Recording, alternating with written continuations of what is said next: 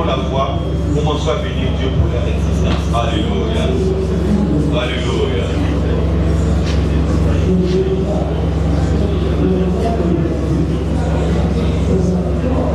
Seigneur Jésus, tellement que devant toi, je me mets à genoux pour te dire merci. Merci toi, rendu, Seigneur mon Dieu, des accouchements possibles. Seigneur mon Dieu, bien qu'il y ait, Seigneur mon Dieu, le moment est un peu compliqué, mais tu as suivi la maman, afin que, Seigneur mon Dieu, l'atterrissage soit paisible.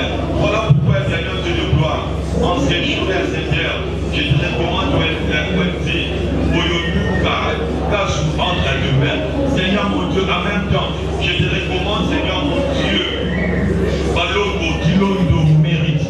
Seigneur mon Dieu, que tes enfants, Seigneur mon Dieu, soient sous ta grâce et sous ta bénédiction. Seigneur mon Dieu, nous te les confions à partir d'aujourd'hui et dans la suite. Papa, je prie que ta main de grâce soit sur Balongo, Kilondo, mérite. Et en même temps, Seigneur mon Dieu, que ta main soit sur Weti, Oyonuka, grâce au éternel Dieu de gloire. Seigneur, manifeste toi dans leur vie. Papa, je prie que ta main de grâce ne puisse, Seigneur mon Dieu, les quitter. Soit avec eux jour et nuit, éternel Dieu de gloire. Nous te les prions au nom de Jésus. Que ta main de grâce, éternel Dieu de gloire, les protège. Éternel Dieu tout-puissant. Tout ce qui n'est pas de toi, tout ce qui est la malédiction héréditaire. Papa, je prie que cela soit loin de ses enfants au nom de Jésus. À cause de l'éternel, bénis les parents. Que les parents soient à la hauteur, Seigneur mon Dieu, de leurs responsabilités vis-à-vis de ses enfants. Donne-leur des capacités spirituelles, morales, financières, éternelles, Dieu de gloire, matérielles pour bénir et élever ses enfants dans de bonnes conditions. Laisse que la paix qui surpasse toute intelligence soit la part de leur famille. Nous les bénissons en ton nom, c'est là qu'il est écrit. Bénissez, mais ne maudissez pas. Qu'ils soient bénis au nom de Jésus. Papa, ma prière est que ces deux enfants découvrent ainsi tout leur détruit et qui s'y travaillent et qui deviennent des personnes que toi tu as prévues, qui deviennent sous ces soleils. Et nous avons prié, nous les bénissons au nom de Jésus. Et nous disons merci Seigneur Jésus. Amen.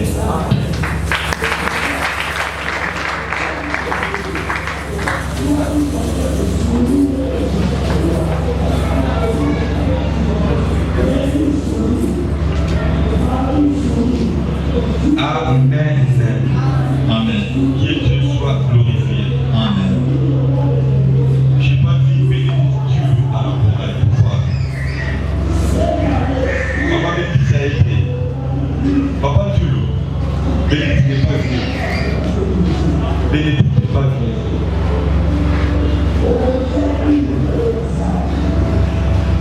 Alléluia. Amen. Prions. Seigneur, nous te bénissons pour ce temps que tu nous donnes. C'est toi qui as dit que l'homme n'est pas seulement nourri par le pain physique. C'est comme nous te prions, Seigneur, que tu nous donnes les pains spirituels aussi. Bénis-nous par cette parole et glorifie Jésus parmi nous. Au nom de ta parole, tu l'as envoyé ta parole et ta parole est guérie.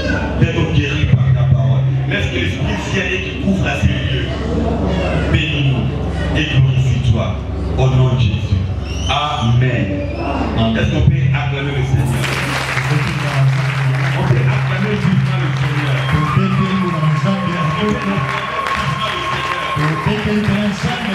Alléluia. Amen. Le Seigneur ce matin parmi nous. Amen.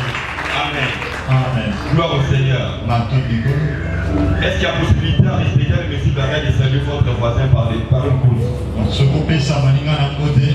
sommes africains, malgré la maladie, on doit toujours les saluer. Amen. Amen. Et je suis dans la joie de voir le couple Gilio. Ils m'ont servi agréablement bien en Bandaka.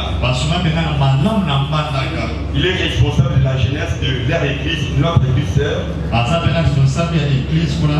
Responsable de la chorale, de l'union musicale, du centre missionnaire Parole de Christ. Centre missionnaire Parole de Christ. J'ai dirige le pasteur Jean-Willy. Ils m'ont très bien reçu. Et aujourd'hui ils sont là parmi nous. Papa, ils sont là, on peut vous recevoir. Voilà. Les questions. On peut les accueillir par nos acclamations. Amen. Amen. Amen. fait du bien parce qu'il m'avait fait du bien de l'autre côté. Yes. Je pense que la semaine d'après, moi, transport, puis ça va en bas. Il y a toujours un secret quand on supporte, on prend soin des étrangers. Et ça, on a bon temps souvent comme mon père. Alléluia. Amen. Ok, depuis le dimanche passé, nous sommes autour de notre passage. Luc chapitre 10.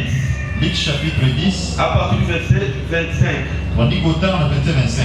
Jusqu'au verset 36e. Et qui doit commencer dans la 36e. J'ai dit au nom de Jésus. Amen. Et quand ils arrivent, je m'excuse. Un docteur de la loi s'éleva et dit à Jésus pour l'éprouver: Maître, que dois-je faire pour hériter la vie éternelle? Jésus lui dit: Qu'est-il écrit dans la loi qui lis-tu?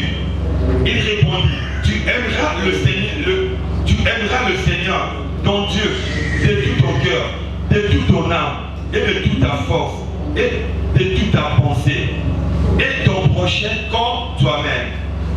Tu as bien répondu, dit Jésus. Fais cela, et tu vivras.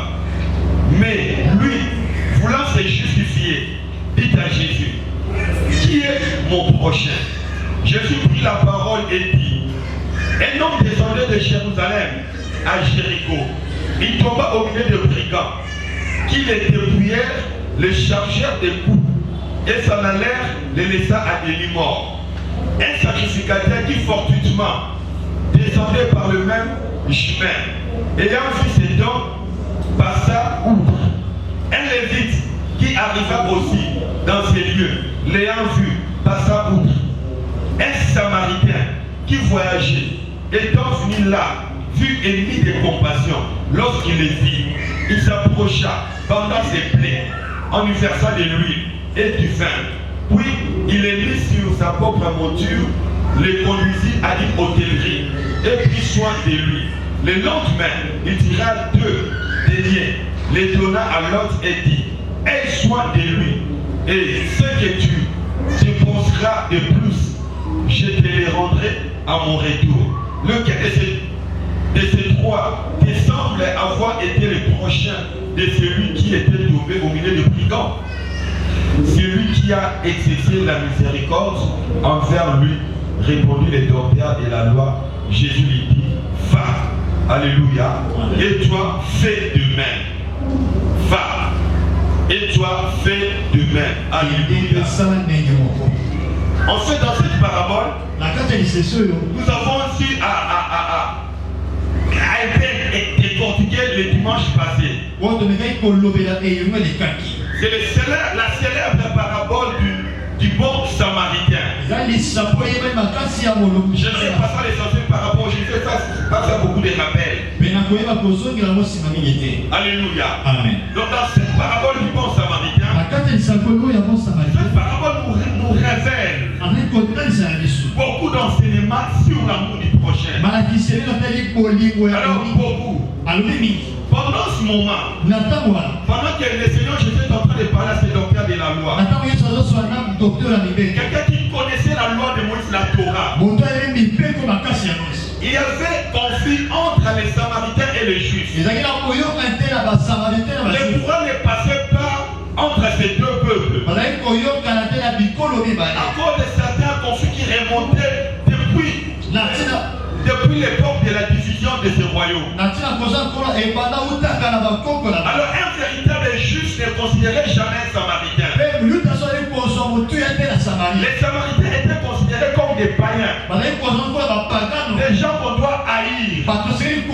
Et il y avait conflit. Le dimanche passé, je vous ai fait voir ça par quand Christ demandait de l'eau à boire à la femme samaritaine.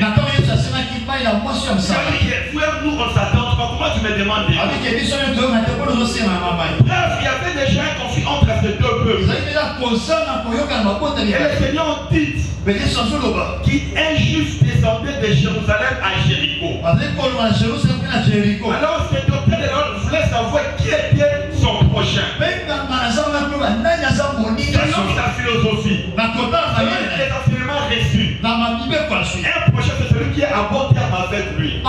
celui qui lui fait exceptionnellement du bien. Mais le Seigneur Jésus, il a utilisé cette parabole pour l'aider à comprendre qui est son prochain. Ainsi, il lui dit, un juste descendait de Jérusalem à Jéricho. Il était juste. Il a quitté Jérusalem, la patrie de Juste, pour aller à Jéricho. Une ville qui a été maudite.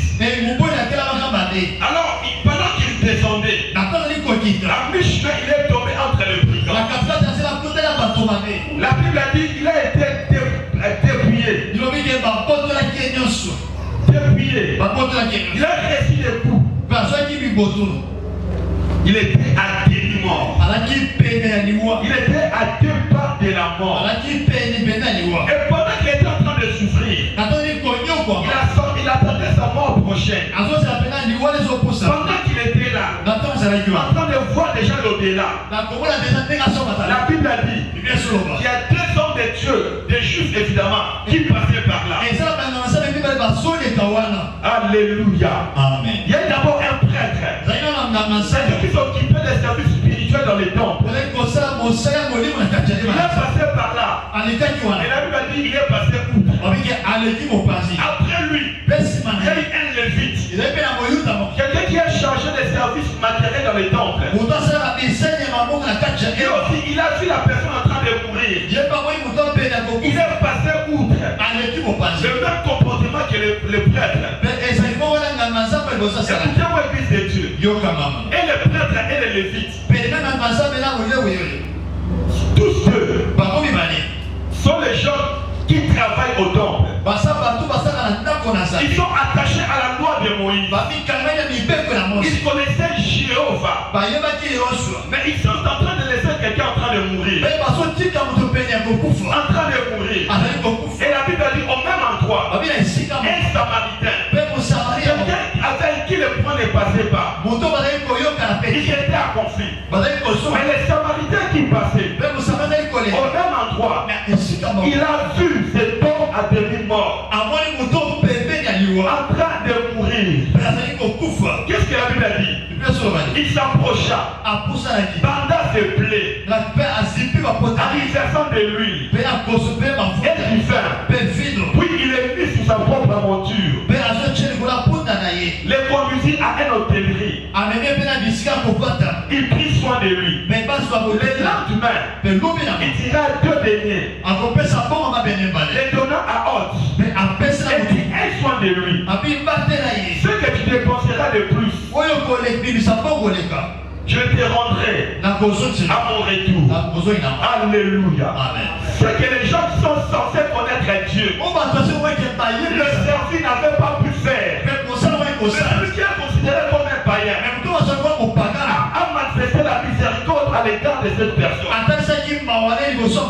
de l'amener à l'hôtellerie, il a d'abord pris soin de lui. Il a lavé ses plaies. Il a mis de lui, il a bandé. Il a mis sur sa propre monture afin de le conduire à une hôtellerie. Et il a dit le lendemain, tout ce que j'ai donné, ça suffit pas, je t'ajouterai encore. Et dans les commentateurs, 2 deniers, c'est l'équivalence de 2 jours de salaire de travail. Et il a dit que cette somme était sans doute plus suffisante pour le reste juste à son établissement. C'est ce qu'il avait donné était suffisant. Alléluia. Il a pris soin de lui. Mais que le Seigneur a posé la question. Entre les 3, qui est le prochain? C'est celui qui parle la langue beaucoup. C'est celui qui sait, qui prêche comme moi. Il connaissait la voix. Il connaissait Dieu. Il connaissait la parole. Il connaissait l'histoire de Dieu. Mais il manquait quelque chose.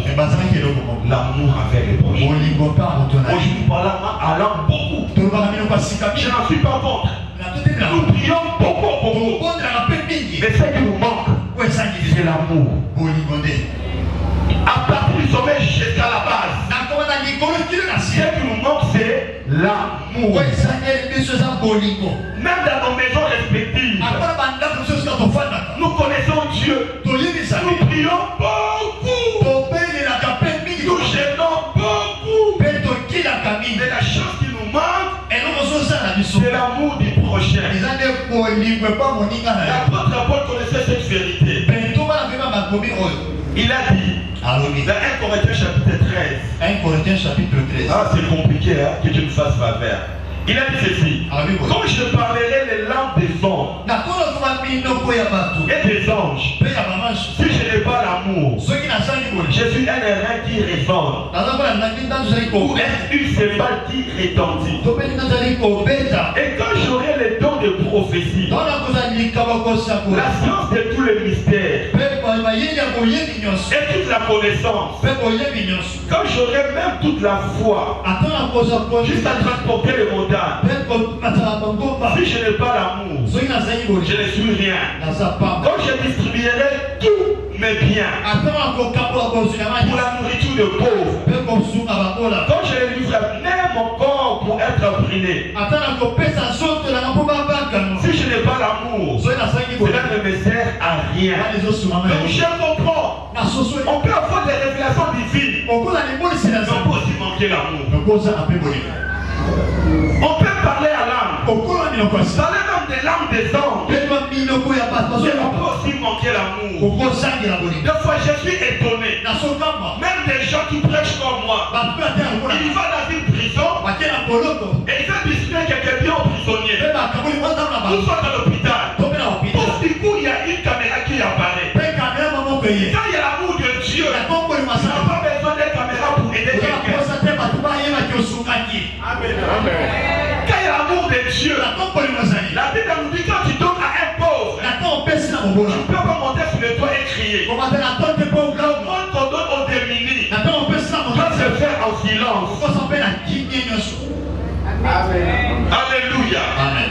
Donc, on peut parler des langues des anges sans avoir de la compassion dans son cœur.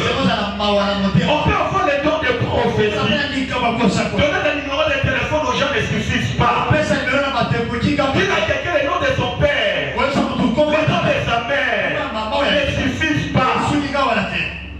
Les couleurs de chaussettes qu'il a portées ne suffisent pas. Nous devons aller loin, manifester de l'amour. Il connaissait Dieu, il prêchait au temple, il enseignait au temple. Lorsque les Lévites venaient servir au temple, il manquait quelque chose. L'amour du prochain. L'amour du prochain. Quand nous regardons notre pays, nous prions beaucoup. Mais la chose qui manque aux Congolais, c'est l'amour. C'est l'amour. Comment expliquer un seul individu qui détourne l'argent de toute l'entreprise? C'est manque d'amour. Je dis que c'est manque d'amour. Alléluia. Alléluia. C'est l'amour. Je l'ai dit dans les prédications passées, l'amour ne fait jamais du mal. L'amour ne fait jamais du mal. Tu peux dire que tu aimes la population, soit politique, mais l'argent destiné pour la population, tu le désires à autre chose. Tu ne nous aimes pas. Tu nous aimes pas. Je l'ai dit le dimanche passé. L'amour se manifeste par des œuvres. Tu fais nous dire que tu aimes la population. La même prochaine nous on les voit. D'autres nous sollicitent même à l'église parce qu'il y a un opposition à une ministre. C'est bon, ça. On se laisse la forme parce que j'avais reçu des sollicitations. Pasteur. Aujourd'hui vous faites où? Frère, sœur, ne votez pas quelqu'un sur base d'un polo ou de 1000 francs. Non. S'il a des critères qui répondent, faites-les. Parce qu'il n'est pas de votre province. Parce qu'il n'est pas de votre parti politique. S'il montre un bon discours responsable,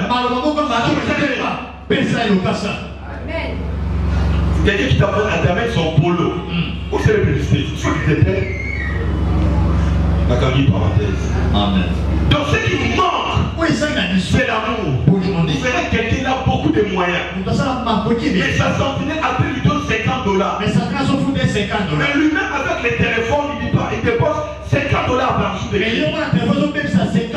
la personne qui est là à côté, il a une femme, il a des enfants qui étudient. Tu sais que l'argent que tu lui donnes ne suffit pas. Mais tu donnes quand même. Manque d'amour. Alléluia. Amen. Les prêtres, tout comme les lévites, ont agi selon leur logique. Selon la logique qu'il y avait à l'époque là. Voilà pourquoi les seigneurs ont dit dans Matthieu chapitre 5, à partir du verset 38. Alléluia. Vous avez appris qu'il a été dit. Elle pour elle, bien content. Mais moi je vous l'ai dit, de ne pas résister aux méchants. Si quelqu'un te frappe sur la joue droite, présente-lui aussi l'autre. Si quelqu'un veut plaider contre toi et prendre ta tunique, laisse-lui encore ton manteau. Si quelqu'un te force à faire 1000, fais-en 2000 avec lui. Donc à celui qui te demande, et ne te retourne pas de celui qui te veut emprunter des doigts. 43. Vous avez appris qu'il a été dit. Vous avez appris qu'il a été dit. Tu aimeras ton prochain et tu haïras qui? Ton ennemi. Mais moi je te dis, moi je vous dis, aimez vos ennemis. Bénissez ceux qui vous maudissent. Faites du bien à ceux qui vous haïssent. Et priez pour ceux qui vous maltraitent et qui vous persécutent. Afin que vous soyez fils de votre Père qui est dans le cieux. Car il fait lever son soleil sur les méchants et sur les bons. Et il fait pleuvoir sur les justes et sur les injustes. Alléluia. Amen. Il donne à ce niveau. Donc ces deux personnes attachées au temple, attachées à la loi, attachées à Jéhovah, c'est la chose qui manquait. Ils avaient leur philosophie de considérer le prochain. Il est dit, vous avez appris. Ils avaient une philosophie. Ils avaient leur manière de faire les choses. Même dans Lévitique, Dieu a interdit qu'on puisse haïr l'ennemi. Déjà sous la loi, Dieu a interdit de haïr l'ennemi. Encore même plus forte raison dans le Nouveau Testament. Et là où Jésus-Christ est en train de parler, cette personne est tirée du serment qu'on appelle le serment de la montagne. Là où le Seigneur a élevé haut la barre de la vie étant enfant de Dieu. Si on te frappe ici, il faut que tu donnes l'autre. Alléluia. Amen. Ce n'est pas facile. La personne qui te hait, ton ennemi, tu dois prier l'aimer. Tu dois le bénir. Tu dois prier pour lui. Et tu ne peux pas lui rendre la même monnaie. Alléluia. Amen. La loi dit, elle pour être prudent. Mais le Seigneur ne le fait pas pour ceux de son royaume. Alléluia. Amen. Et il monte encore haut. Il dit ceci au verset 46. Si vous aimez ceux qui vous aiment, quelle récompense méritez-vous? Les publicains n'agissent-ils pas de même comme les païens? Et si vous saluez seulement vos frères, que faites-vous d'extraordinaire? Les païens n'agissent-ils pas de la sorte? Il y a des gens qui ne se saluent pas. C'est en famille. C'est pas ça le christianisme. Église de Dieu, écoutez-moi. Je vous le dis de la part de Dieu. C'est pas le christianisme. Même la personne qui te hait, qui t'injurie, toi tu ne dois pas lui rendre la même monnaie. Il t'a insulté, il t'a amoindri, tu es diminué à cause de lui. Mais malgré ça, tu ne peux pas faire autant contre lui. Tu ne peux pas le faire. Alors je me vois moi-même. Une fois mon épouse a fait quelque chose. J'étais blessé, énervé. Mais je voulais le plaquer chez Dieu. J'ai dit, Seigneur, tu vois ce qu'elle m'a fait. Elle a fait ça. Seigneur, à cause de ce qu'elle a fait, des choses je ne lui ferai plus jamais. J'ai entendu une fois me dire, si elle a fait, tu dois continuer à faire du bien. Et je suis répondu. La chair aime la vengeance. La chair aime la vengeance. Mais l'esprit aime le pardon. Quand on se venge, on est très content. Les gens suivent des séries. Comment est-ce que les gens, j'en parlerai la dimanche prochain. C'est un problème de cœur. C'est un problème de cœur. Et ton cœur devient comme une prison. Ou permettez-moi la théorie, tu emprisonnes beaucoup de gens. Je prie que mon Dieu te délivre. Tu sais que c'est les gens qui te saluent. Aime que ceux qui t'aiment. Qu'est-ce que tu fais d'extraordinaire? Qu'est-ce que tu fais d'extraordinaire? Les païens, ceux qui ne connaissent pas Dieu, c'est de même. Et pardonne cet homme-là. Et pardonne cette femme-là. Et pardonne ses collègues de service. Et pardonne ton mari. Et pardonne ta femme. Je reviendrai sur ça le dimanche prochain. Alléluia. Donc dans cette portion des Écritures, le Seigneur nous pousse simplement. Ce n'est pas faire du mal à ceux qui nous font du mal. Il t'a fait du mal. Mais le Seigneur dit que toi tu ne peux pas non plus faire du mal. Alléluia. Donc Christ fait nous dire, si quelqu'un t'a fait du mal, toi, ne lui fais pas du mal.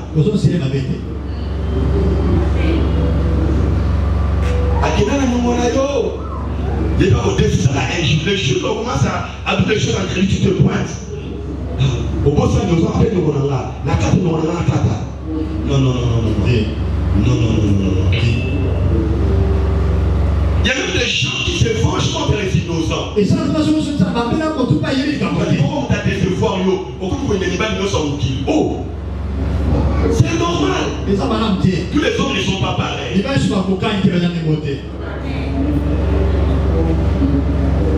Je vais dire au couple, ne vous vengez pas les uns contre les autres. Je dis bien ne vous vengez pas. Il t'a fait du mal, pardonne, limite-toi là. Et dans les pardons, il n'y a pas de condition.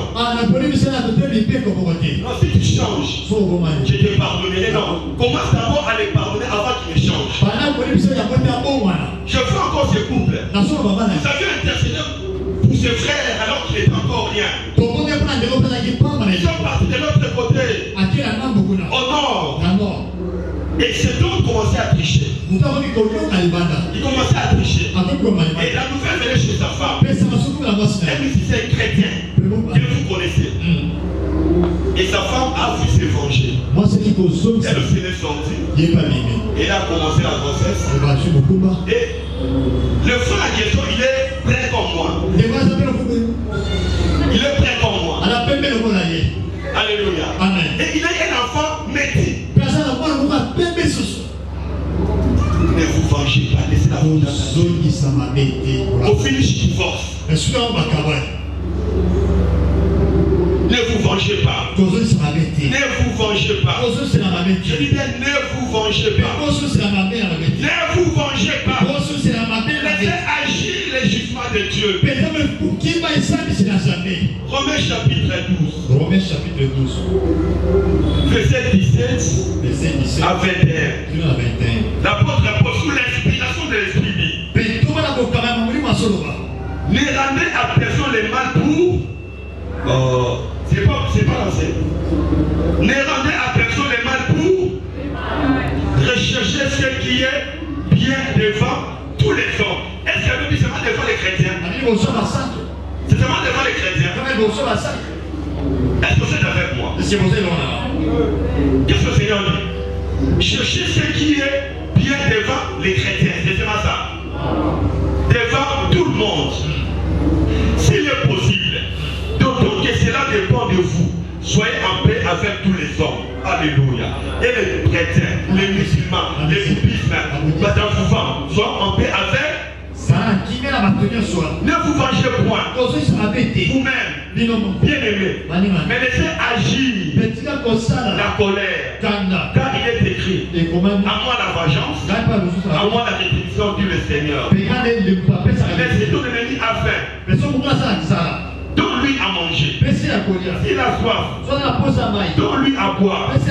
Car en agissant ainsi, tu amasseras des charbons ardents sur sa tête. Ne te laisse pas vaincre par le mal, mais sûrement le mal par le bien. Ne remets jamais le mal par le mal. Jamais. Ne te laisse pas vaincre par le mal. Je sais, je comprends, ça fait très mal, ça dérange. Mais tu ne peux pas rendre le mal par le mal parce que tu es chrétien. Non, parce que tu es chrétien. Alléluia. Amen. Alléluia. Amen. Tu ne peux pas rendre le mal par le mal. Et en lisant la vie de David, et je sais que cet homme a vécu ces choses dans sa vie. Il y a son fils Absalom qui s'élève contre lui dans la royauté. Et David était déjà partant, laissait déjà la chef royale. Il a déjà perdu le trône, il a perdu le pouvoir. Il est humilié. La quand il fouillait, il n'avait pas babouche. Il n'avait pas le temps de prendre les babouches. Avec un groupe de gens qui l'accompagnaient, il a laissé la capitale, il a laissé les palais royaux, en train de fuir Absalom. Et Absalom devient roi à sa place. Et pendant que David était en train de fuir, il y a un certain Shimei qui s'élève.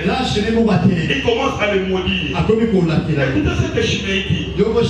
David était arrivé à Bachouri. Et voici, il sortit de là un homme de la tribu et de la maison de Saoul, nommé Shimei, fils de Guéra. Il s'avançant en prononçant des malédictions. Et il jeta des pierres à David et à tous les serviteurs du roi. Tandis que tout le peuple et tous les hommes vaillants étaient à la droite et à gauche du roi. Shimei parla ainsi en les maudissant. Va-t'en, homme de sang, méchant homme.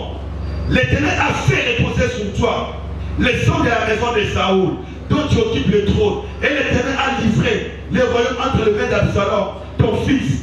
Et te voilà malheureux, comme tu le mérites, car tu es un homme de sang. Qu'est-ce qu'il avait fait? Écoutez la réaction de l'un des serviteurs de David. Alors Abishai, fils de Cherouja, dit au roi, pourquoi ces chiens maudits maudit-il le roi, mon Seigneur, laisse-moi, je te prie, aller lui couper la tête. Mais le roi dit, qu'ai-je faire avec son fils de Cherouja? S'il maudit, c'est ce que l'Éternel lui a dit, maudit David. Qui donc lui dira, pourquoi agis-tu ainsi? David dit à Abishai et à tous les hommes, voici, mon fils qui est sorti de mes entrailles, enlevé à ma vie, a plus forte raison.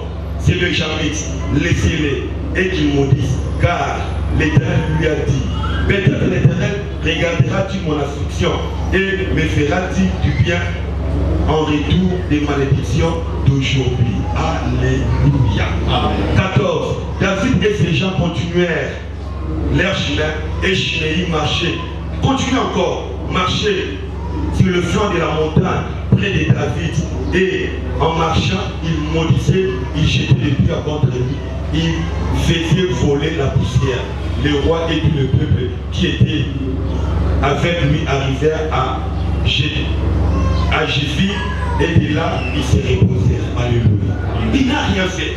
Il est dans l'humiliation. On l'appelle encore par des injures, par des humiliations. L'un des spectacles lui s'est vengé. Non, ne le touchez pas.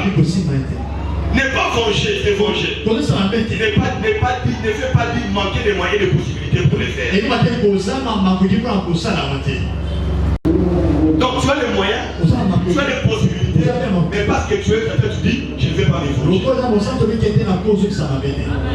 Il t'ingérie. La famille t'ingérie. Est-ce que tu manques de propos, de paroles religieuses? Tu en as. C'est parce que tu es chrétien, tu ne peux pas le faire. Je dis parce que tu as accepté Jésus. Tu ne peux pas le faire. Parce que tu as accepté Jésus. Tu ne peux pas le faire. Alléluia. Et David est un bel exemple. Il avait toutes les possibilités. Toujours David. Il y a un roi chapitre 24. Et le roi voulait à sa vie. Il voulait les tuer. De là, montant vers le lieu fort d'Egen Edi, où il demeura lorsque Saoul fut revenu de la poursuite des Philistins. On va lui dire, voici David est dans le désert d'En-Gedi. Saoul prit 3000, encore d'une seule personne, 3000 hommes. Il avait dit d'élite, surtout Israël. Et il alla chercher David. Et les gens, et ces gens, jusque sur le rocher des boucs sauvages, il arriva à 2 barques de brebis qui étaient près du chemin. Et là se trouvait une caverne où il entra pour se couvrir le pied. David et ses gens étaient au fond de la caverne. Les gens de David lui dirent, voici le jour où l'Éternel te dit, je livre ton ennemi entre tes mains. Traite les corps, bon tes sembles. David se leva et coupa doucement le pas du manteau de Saoul. Après cela, le cœur lui battit parce qu'il avait coupé le pan du manteau de Saoul. Et il dit à ces gens, que l'Éternel les garde de commettre contre mon Seigneur, loin de l'Éternel, une nation telle que de porter ma main sur lui, car il est loin de l'Éternel. Alléluia. Il avait toutes les possibilités pour tuer Saoul. Et quelqu'un qui est venu dans sa cachette pour les tuer. Il n'était pas venu pour les caresser. Il n'était pas venu pour lui dire des belles paroles. Mais il est venu là pour les tuer. L'occasion était présentée. Mais David a dit, moi je ne le ferai pas. Moi je ne veux pas nous rendre la même monnaie. Alléluia. Et comment est-ce que nous agissons aujourd'hui? Comment est-ce que nous agissons aujourd'hui? On se dit chrétien. Mais nous sommes prompts à rendre le mal par le mal. C'est pas ça être chrétien. Je dis c'est pas ça être chrétien. Je dis c'est pas ça être chrétien. Je vois Joseph. Il est devenu domestique. Esclave. À cause de ses frères. D'abord, il devient une marchandise. Il devient une marchandise. Et plus tard, il devient un travail domestique dans la maison de Potiphar. Il a 2 fois. Esclave. Il a souffert. Il a lavé les habits. Il a nettoyé la maison. À cause de la haine de ses frères à son égard. Et plus tard, Dieu l'a élevé. Il était puissant. Pratiquement le numéro 1 en Égypte. Et quand leur père est décédé, ses frères ont eu peur. Ils ont cru que Joseph allait les rendre la même monnaie. Alléluia. Genèse 50, verset 15 à 21. Quand les frères de Joseph virent que leur père était mort, ils dirent, si Joseph prenait en haine et nous rendait tout le mal que nous lui avons fait, et ils firent dire à Joseph, c'est dimension, c'est parce que le père avait dit, ton père a donné cet ordre avant de mourir. Vous parlerez ainsi à Joseph, oh, pardonne les crimes de tes frères et leurs péchés, car ils t'ont fait du mal. Pardonne maintenant le péché des serviteurs du Dieu et de ton père. Joseph paiera en entendant ces paroles. Ses frères virent eux-mêmes se prosterner devant lui. Et ils dirent, nous sommes des serviteurs. Joseph leur dit, soyez sans crainte. Alléluia. Car suis-je à la place de Dieu? Vous m'aviez médité de me faire du mal. Dieu l'a changé en bien pour accomplir ce qui arrive aujourd'hui, pour sauver la vie à un peuple nombreux. Soyez sans crainte, car je vous en traiterai Et vous, vos enfants, et il les consola en leur parlant à leur cœur. Alléluia. Amen. Il a su ça dans la vie. Avant qu'il ne devienne l'homme important qu'il était devenu. Il avait tous les pouvoirs. Il les tuer sur les champs. Vous savez les mettre en prison. Mais il les a pardonnés. Il n'a pas rendu le mal par le mal. Nous avons entendu la vie au nom de Jésus. Ne rendez pas le mal par le mal. 1 Pierre, chapitre 3. À partir du verset 9e. Là, je vais te vous interpréter. Vous, au contraire. 1 Pierre 3, 9. Ok. Ne rendez point le mal pour le mal. Est-ce que tu peux le dire à ton voisin?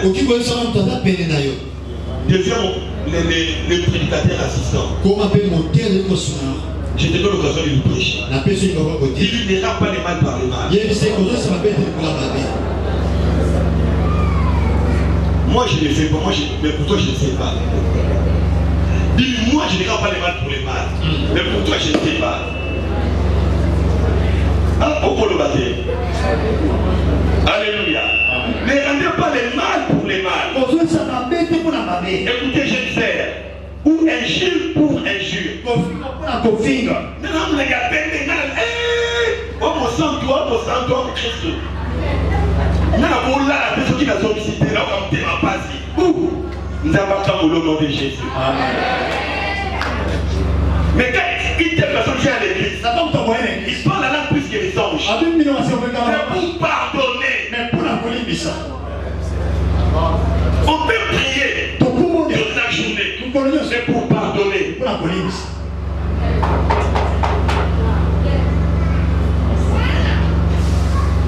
Vous m'aimez toujours. Pour les mal. Pour injure pour injure. Mais pour la politique, parce que nous avons des pas encore comme des maisons vimba. Tout la somme de sa carte. Yo mo sandu. Yo yamba Yesu. On soit battu la parole sans sola. On commence à s'attaquer. Vous avez dit ma sération, vous ça va bêter. Ne rendez pas les mal par les mal. Pour injure pour injure. Asinanga, mutaboye, asinga penanga. Kibonzambo yo. Kibonzambe be yango wana. Bako kibizo yana kibonzambe. Et puis cette personne va en profiter. Nous sommes pas d'accord avec Yesu ya solo. Alléluia. Et la plupart de ceux qui ont du mal à pardonner, ce sont les chrétiens. Surtout ceux qui parlent la langue. Comme nous. Et ceux qui servent à l'église. Il est attaché à l'œuvre de Dieu, mais il a des ennemis. C'est pour ces hommes étaient des chrétiens. Si moi tu parles pas à ton mari, maman, mon Christ, il s'est la raté. Tu peux servir Dieu à l'église, mais avec ton mari, les torchons brillent. Ça ne se fait pas. Commence d'abord à pardonner à la maison, et puis tu viens servir Dieu à l'église.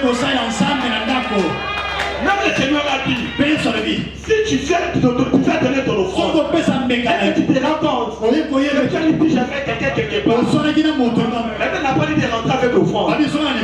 Tu es pauvre, tu vas te réconcilier. Tu vas faire avec l'offrande. Alléluia. Tu dépenses les bras et puis tu pars te réconcilier.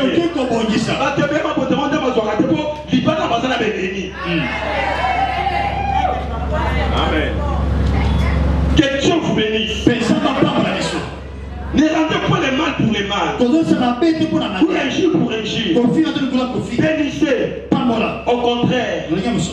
Car c'est à cela que vous avez été appelés. Et ça, chrétien, c'est notre appel. Ne pas rendre les mal par les mal. Pour injure pour injure. C'est ça notre appel.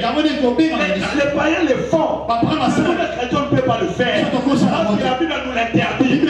La figure, mais tu fermes la bouche. Le Seigneur était innocent. Sur les chemins de Golgotha. On l'a crucifié. On l'a injurié. Donc n'importe quoi sur lui. Il n'a pas ouvert la bouche. Dans ta bouche, tu as la démangeaison de parler. Les gens qui te font du mal. Ne lèvent pas la même monnaie. Qui te fait.